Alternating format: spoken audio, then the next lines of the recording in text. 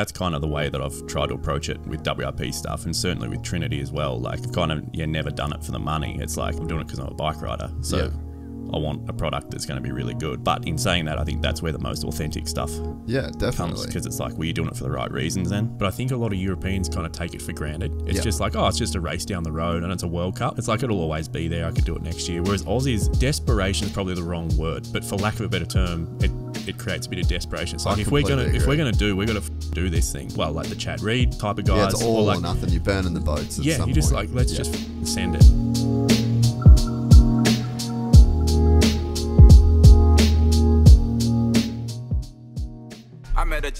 But then I think that there's also something to do with like the isolation. So when you're like, when I was a kid, right, we had mountain bike magazines, we had like Earth DVDs, like it was literally just DVDs. Like there was no one around, there was no big races, there was no industry, there was like, you were just kind of like using what you got to its potential, and you didn't really know where you kind of stood. And I think that when you get a talented group of people that they're all pushing each other, you're like kind of creating your own level, own little bubble. Whereas I think that when you're like down south, you know, okay, this is the pace, this is how fast everyone's going. Like, so I definitely think that there's something to just the fact that you're isolated and you're like creating in a vacuum almost. And I think that's why you get so many gnarly dudes. I don't know what you think about this. Tell me if you reckon I'm wrong. But on a broader scale than that, even again, I reckon there's something to that why Aussies are so dominant in like MTB or moto or whatever overseas. Because this is just my 2 cents. But like, say this year, like there's heaps of guys over racing like the UCI World Cup. Yeah. Like it's overrepresented with Aussies, considering we're such a small nation.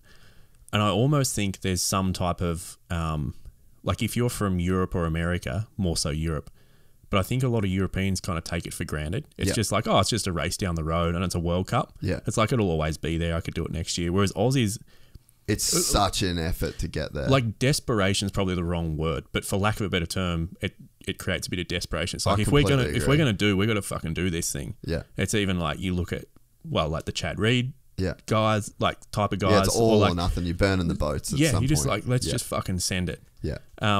Yeah, if you're a French downhill rider, like you're not burning the boats to do. No, you sleep in your own bed that night for some races. Yeah. Like, because it's multidisciplinary, dude. You look at like MotoGP, Moto, downhill. Yeah, like it's crazy. Yeah, no, I completely agree. And like, you talk to Ricardo, and he'll say that when he was doing the junior stuff, to get to F1, he pretty much said that. He goes, I was nowhere near the most talented, but I lived like a monk. He said, I did all my runs, I did all my cycles, I did all my training, I went to bed, I wasn't out getting pussy, I was like, and he said that's that what there gets was most people. Yeah, and he said there was a big difference between him and the other kids, like the Euro kids, and especially too, a lot of them come from money to like be able to do it, whereas you had, you know, like these guys like Millsy, the Lawrences, Chad, like you're coming from nothing, and it's burn the boats, and man. Like, you also know what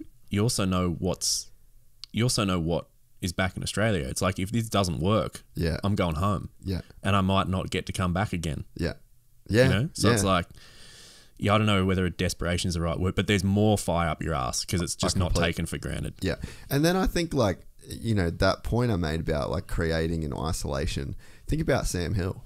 Yeah. He should not be the GOAT.